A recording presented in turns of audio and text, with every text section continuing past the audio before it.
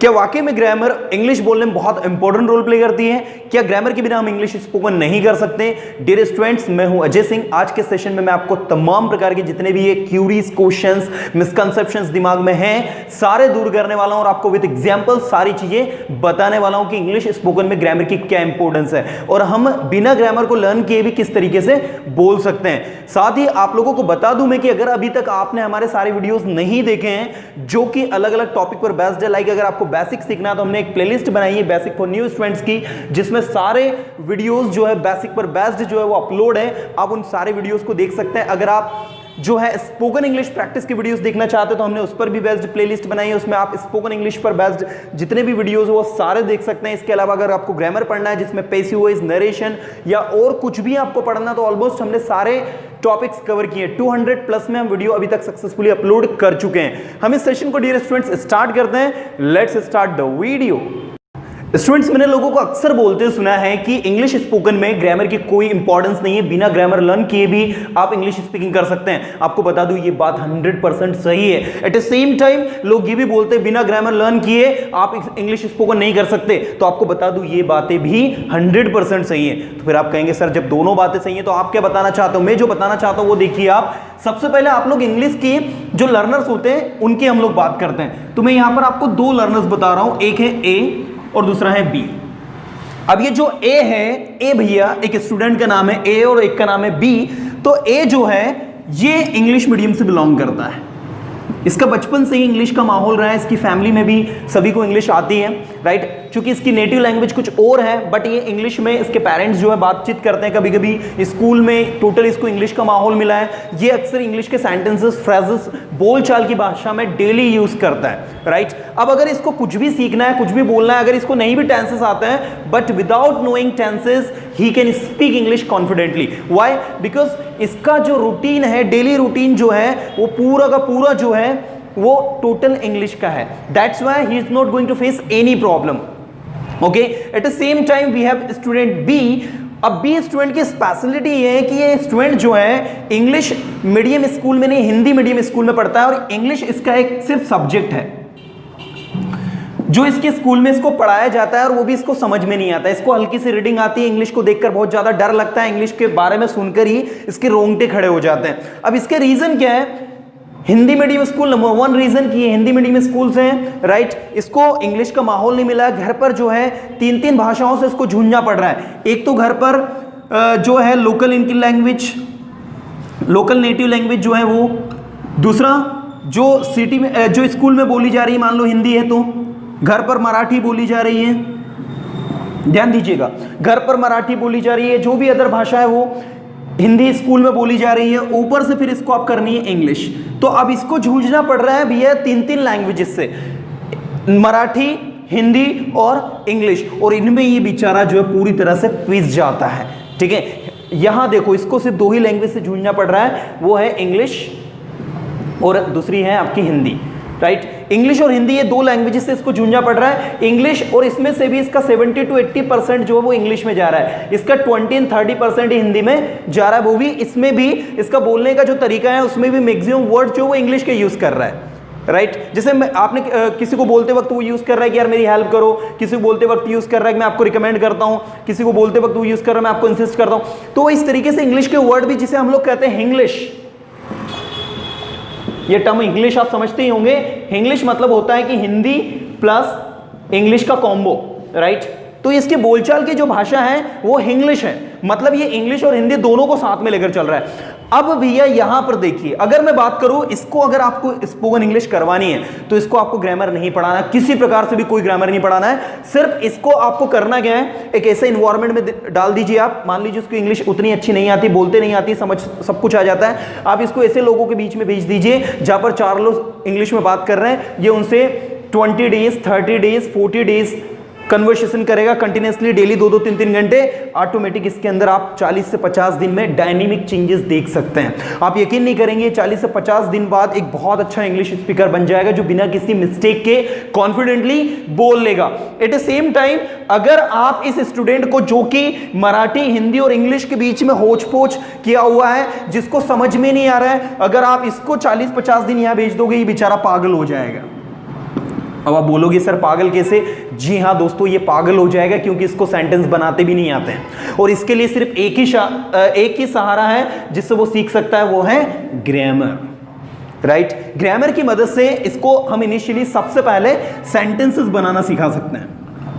Right, इसको ये बोल सकते हैं हम लोग, ये सिखा सकते हैं कि वह जा रहा है, इसको इंग्लिश में कहा जाता है ही इज गोइंग। वह आ रहा है, इसको इंग्लिश में कहते हैं ही इज कमिंग। वह आ चुका है, इसको इंग्लिश में कहते हैं ही हैज कम। उसने अपना काम कंप्लीट कर लिया, he has completed his work. तो इसको हम लोग ट्रांसलेशन की जो प्रोसेस है, इससे सेंटेंसेस बनाना सिखा सकते हैं और इसकी प्रैक्टिस करवा के धीरे धीरे धीरे धीरे इसको इंग्लिश बुलवाना हम लोग सिखा देते हैं। तो हिंदी से इंग्लिश जो भी स्टूडेंट सीखते हैं, आपको बता दूं मैं, जो भी स्टूडेंट हिंदी से इंग्लिश सीखते हैं, याद रखिएगा वो ग्रामेटिकल एरर कभी नहीं करते हैं। राइट, वो इसलिए एरर नहीं करते क्योंकि उनका बेस्ट रहता है grammar, but at the same time the students who learn English directly, you know, they makes hundreds of mistake. आपको क्या लगता है कि जितनी बड़ी बड़ी ये सेलिब्रिटीज होती हैं ये बिल्कुल करेक्ट इंग्लिश बोलते हैं? आपको बता दूं मैं, किसी भी सेलिब्रिटी के इंटरव्यू को आप ध्यान से सुनिएगा, I guarantee you they will make hundreds of mistake. Even आप जो है किसी अच्छे क्रिकेट प्लेयर को, जो कि जब उनका इंटरव्यू लिया जाता है, you know, while taking their interview, so while answering they makes hundreds of mistake. अगर आप उसको बहुत ही केयरफुली सुनोगे तो बहुत फ्लुएंसी के साथ बोलते हैं, और जब आप स्पीडली बोलते हैं तो ये मिस्टेक्स आर इग्नोर्ड एक्चुअली। आप जैसे हिंदी की भी हम लोग बात करें तो हिंदी में हम लोग कितनी सारी मिस्टेक करते हैं। एट द सेम टाइम जब आप इंग्लिश को लिसनिंग करके सुनते हैं, लिसनिंग करके सीखते हैं, तो वहां पर हम लोग मिस्टेक करते हैं, but it looks good, it sounds awesome. जब आप इंग्लिश को सुनकर सीखते हैं तो ये बहुत ज्यादा अच्छी लगती है। इसीलिए मैं आपको बताना चाहूंगा कि अगर आप मराठी मीडियम से, हिंदी मीडियम से, गुजराती मीडियम से या फिर किसी और अदर मीडियम से हैं, तो आप लोगों को अगर इंग्लिश सीखना है तो भैया सबसे पहले सेंटेंसेस बनाना सीखना होगा, और सेंटेंसेस बनाना सीखने के बाद में लिसनिंग अपनी बढ़ा दो, क्योंकि अगर इंग्लिश लैंग्वेज पर कमांड करना है तो लिसनिंग जो होती है बहुत इंपॉर्टेंट रोल प्ले करती है। आपकी लिसनिंग जो है वो एक अच्छा इंग्लिश स्पीकर आपको बना देगी। चलिए अब मैं आपको बात करता हूं कि स्टूडेंट्स के मैंने टाइप के बारे में बता दिया। अब अगर मान लीजिए आप इस कैटेगरी में आ रहे हैं तो आपको क्या करना है, और अगर आप इस कैटेगरी में आ रहे हैं तो आपको क्या करना है। लेट्स सी नाउ स्टूडेंट्स, अब अगर मान लो आप इंग्लिश मीडियम से हैं, आपको इंग्लिश का माहौल मिला, तो आपको क्या करना है? आपको करना है रीडिंग, अपनी इंग्लिश को इंप्रूव करने के लिए। दूसरा, आपको देना है इंपोर्टेंस लिसनिंग को। अगर ये दोनों चीजें आपकी कॉन्स्टेंटली चलती रहेंगी, रीडिंग एंड लिसनिंग, तो आप बहुत जल्दी इंग्लिश बोलने लग जाएंगे। हाँ, रही बात आपके हेजिटेशन की, डर की, तो याद रखिएगा डर हेजिटेशन मीडियम पर डिपेंड नहीं करता है, ये पर्सन टू पर्सन डिपेंड करता है। मैंने तो ऐसे लोगों को देखा, they are from Hindi medium, they can speak better than English medium students. तो वो उनका सेल्फ कॉन्फिडेंस है, वो उनका नेचर है, वो उनका स्वभाव है। तो याद रखिएगा अगर आप इंट्रोवर्ट नेचर के हैं, आपको डर लगता है, हेजिटेशन होता है, तो आपको फिर ये जो पैटर्न, जिससे मैं अभी आपको आगे बताऊंगा, आपको ये पैटर्न भी इधर अप्लाई करना होगा, तभी आप इंग्लिश में कॉन्फिडेंट बन पाएंगे।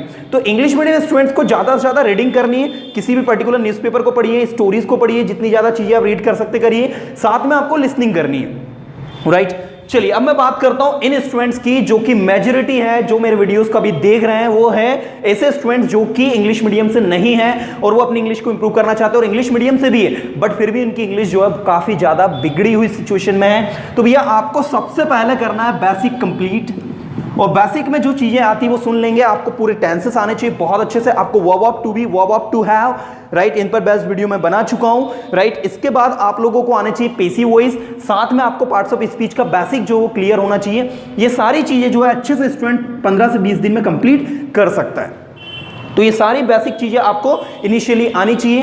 बेसिक के बाद में दूसरा आपको क्वेश्चंस आने चाहिए। क्वेश्चंस दोनों तरीके से, आपको हाउ टू आस्क क्वेश्चंस भी आने चाहिए, प्रश्न किस तरीके से पूछें, एंड दूसरा हाउ टू आंसर, आपको उस क्वेश्चन को आंसर कैसे करना है। ये दोनों चीजें आप लोगों को बहुत अच्छे से आनी चाहिए। आप किसी से भी क्वेश्चन पूछे तो आपके क्वेश्चंस के टाइप्स आपको क्लियर होना चाहिए। आपको पता होना चाहिए कि जब हम सेंटेंस हेल्पिंग वर्ब से स्टार्ट करते हैं तो यस नो क्वेश्चन होता है, उसको हम यस और नो में आंसर देते हैं। जब क्वेश्चन आपका WH होता है तो WH क्वेश्चन को हम किस तरीके से आंसर देते हैं, जैसे मैंने कहा why are you laughing at him, आप उस पर क्यों हंस रहे हैं, तो आपको रिप्लाई देना है कि आप क्यों हंस रहे हैं, तो आपको बोलना है I am laughing at him because he was looking funny, he is looking funny. Right, तो आप जो भी वजह से हंस रहे हैं वो आपको रीजन बताना, तो वो आपका WH क्वेश्चन हो गया। तो आपको क्वेश्चंस के टाइप पता होना चाहिए। तीसरा, आप लोगों को भी रीडिंग करना है।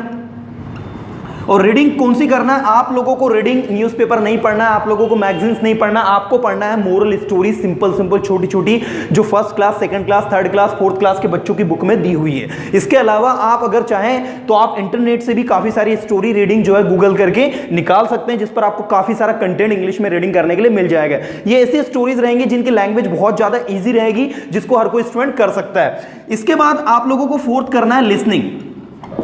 आप लोगों को ऐसे लोगों को सुनना है जो कि कॉन्स्टेंटली इंग्लिश बोलते हैं, जो अपनी इंग्लिश में किसी प्रकार की कोई मिस्टेक नहीं करते हैं, जिनका बोलने का तरीका बहुत अच्छा है, और फिर उनको बोलने के बाद, उनको सुनने के बाद में आप लोगों को उनकी कॉपी करना। आप कहेंगे सर कॉपी थोड़ी करना है। भैया याद रखिएगा, हर व्यक्ति एक दूसरे की कॉपी करता है। आप अगर किसी अच्छे स्पीकर की कॉपी कर रहे हैं, इट मींस आप अपने अंदर नई नई क्वालिटीज लेकर आए, क्योंकि वो व्यक्ति उस लेवल पर अगर पहुंचा है तो अपनी मेहनत से पहुंचा है। जब आप उसकी कॉपी करना स्टार्ट कर देते हो तो आप उस लेवल पर नहीं पहुंचते हो, लेकिन आप अपना एक नया लेवल बढ़ाना स्टार्ट कर देते हो, और एक समय आने के बाद अपने आप में आप इंडिविजुअली निखरना स्टार्ट हो जाते हो। याद रखिएगा, कॉपी करना है लेकिन इंडिविजुअली तरीके से कुछ नए चेंजेस उसमें लाते रहना, क्योंकि कॉपी पेस्ट लोगों को पसंद नहीं आता है। कुछ नया जब हम करते हैं तो वो चीज लोगों को पसंद आती है, राइट। सो स्टूडेंट्स, देखिए मैंने दोनों स्टूडेंट्स की कैटेगरी आपको बता दी, दोनों को किस तरीके से अपनी इंग्लिश को इंप्रूव करना है वो भी बता दिया। अब अगर आप लर्निंग इंग्लिश करना, अगर आपने इंग्लिश सीखना शुरू कर दिया है या फिर नहीं किया है, या फिर आप इस वीडियो को देख रहे हैं, तो आपको बता दो सारे टॉपिक्स पर बेस्ड जो भी आप, जैसे आपने कहा कि सर मुझे टेंसेस सीखना है, आपने कहा सर मुझे बेसिक मॉडल्स सीखना है, आपने कहा सर मुझे बेसिक सेंटेंसेस बिल्कुल बनाते नहीं आते, ट्रांसलेशन बिल्कुल नहीं आता, मेरा मीडियम तो बहुत ही हिंदी मीडियम से डर लगता है, हेजिटेशन होता है, तो सारे टॉपिक्स पर बेस्ड मेरे वीडियो बने हुए हैं। आप हमारी प्लेलिस्ट को विजिट करिए और सारे टॉपिक्स को देखिए और ज्यादा से ज्यादा अपनी इंग्लिश को इंप्रूव करिए। उम्मीद करता हूं डियर स्टूडेंट्स, ये वीडियो आपको अच्छा लगा। अगर अच्छा लगा है तो इसे लाइक करें, अपने फ्रेंड सर्कल में शेयर करें। Thank you so much friend, thank you to watch this video, thank you so much.